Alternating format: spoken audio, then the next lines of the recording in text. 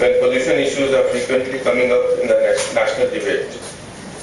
I welcome him most heartily to this session. Man began to pollute the environment on the day he learned to ignite fire by rubbing stones.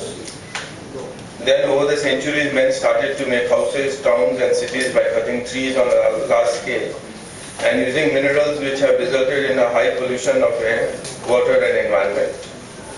Our existence is at stake now. Hence, the call to go back to nature and save the trees, water, air, source and the sky. For India and the states as well, the crisis is as real as much as it is for the whole world. Green governance of the state is one of the ways of reducing its impact on human life. The current climate a concept, rather provisional concept from PCB to get the ban closed. I mean, if I'm not wrong, PCB is guided by at least 14 rules and acts, either formed by the Government of India or by the Central Pollution Control Board. We are bound to follow those guidelines. There is no provision in the present rules and regulations to offer you provisional consent before Devashish will correct me if I am wrong.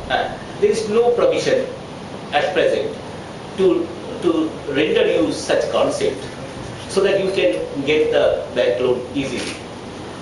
You understand my point.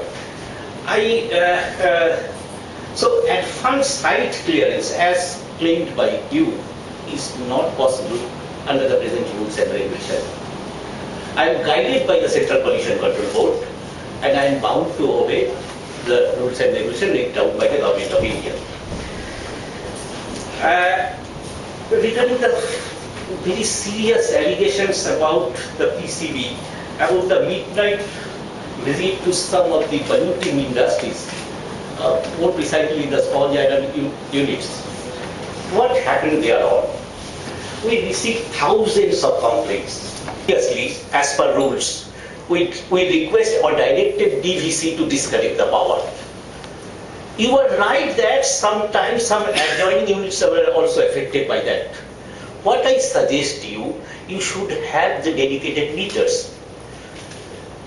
When two units have combined meters, electric meters together, we have nothing to do.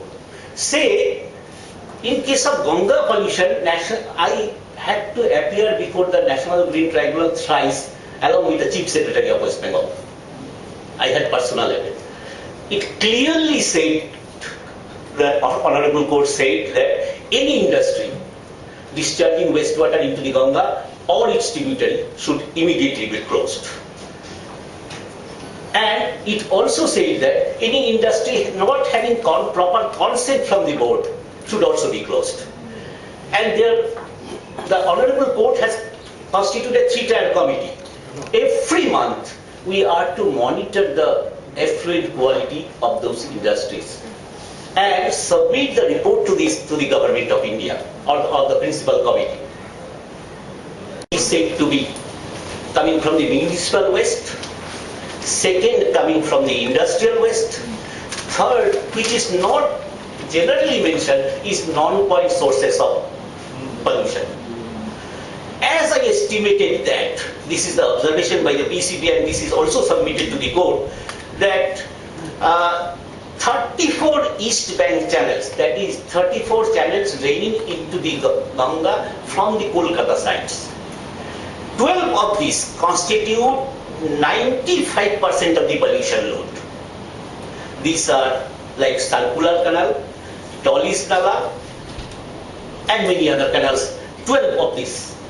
And if you go to the Howrah side, 8 channels, 8 nalas out of 20 constitute about 80% of the pollution load.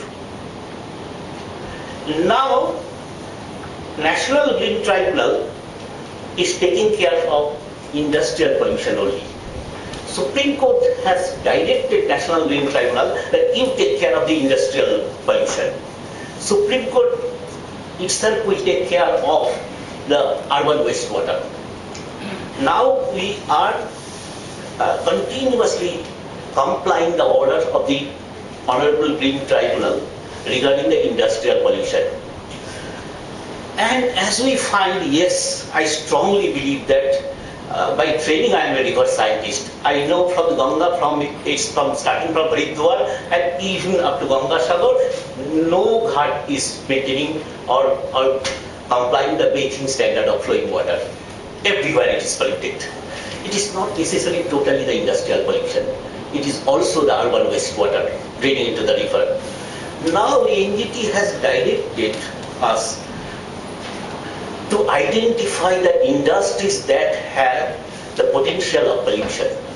In West Bengal, we have so far identified about 800 odd industries. This says that the industries along the bank of the river and also along the bank of its tributaries. Meaning that entire West Bengal, excepting the Tista, Jaldhaka and Torsha, all other rivers having the industries on their bank will be under the purview of the Ganga pollution. So they are giving the strict guidelines. They have said personally, in the last second of this month I had a meeting with Mr. Honorable Justice Swatandra Kumar. He said that enough is enough. You say whether you will be able to stop it or I will just intervene. I am not ready to allow you any further time. So under this situation, PCB works. You please try to understand. I am not opposing I am not against any industry. But you will also have to understand that pollution load has hardly gone beyond our reach. So what is green governance? We will have to understand. You said about the groundwater. Groundwater exploitation, whenever any industries applies to the PCB or state level environment committee, we just look at from what source it will exploit water, from river or from groundwater. If it is from groundwater, it is the state level investigation committee or SWIT gives the necessary permission. It is not the PCB giving the necessary